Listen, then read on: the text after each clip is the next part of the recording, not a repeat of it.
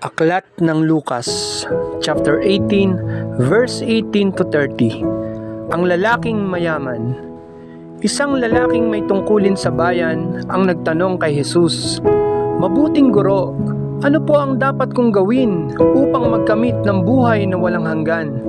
Sumagot si Jesus, "Bakit mo ako tinatawag na mabuti? Walang mabuti kundi ang Diyos. Alam mo na ang mga utos.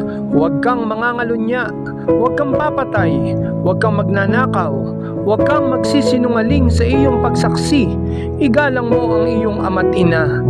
At sumagot siya, "Ang lahat pong iya'y tinutupad ko na mula pa sa pagkabata." Nang marinig ito ni Jesus, sinabi niya, "Isang bagay pa ang kulang sa iyo. Ipagbili mo ang lahat ng iyong ari-arian at ipamahagi sa mga dukha ang pinagbilhan, at magkakaroon ka ng kayamanan sa langit. Pagkatapos, bumalik ka at sumunod sa akin." Ngunit nalungkot ang lalaki nang marinig ito, sapagkat siya'y napakayaman. Nakita ni Jesus na nalulungkot siya at kanyang sinabi, "Napakahirap mapabilang sa mga pinaghaharian ng Diyos ang mayayaman. Madali pang makaraan sa butas ng karayom ang kamelyo, kaysa pasakop sa paghahari ng Diyos ang isang mayaman." Nagtanong ang mga nakarinig nito, "Kung gayoy, sino po ang maliligtas?"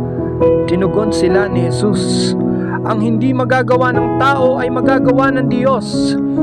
At nagsalita si Pedro, "Tingnan po ninyo, iniwan namin ang aming tahanan upang sumunod sa inyo."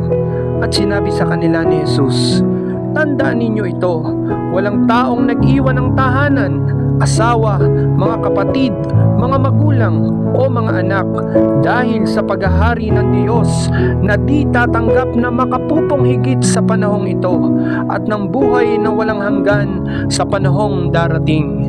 Amen.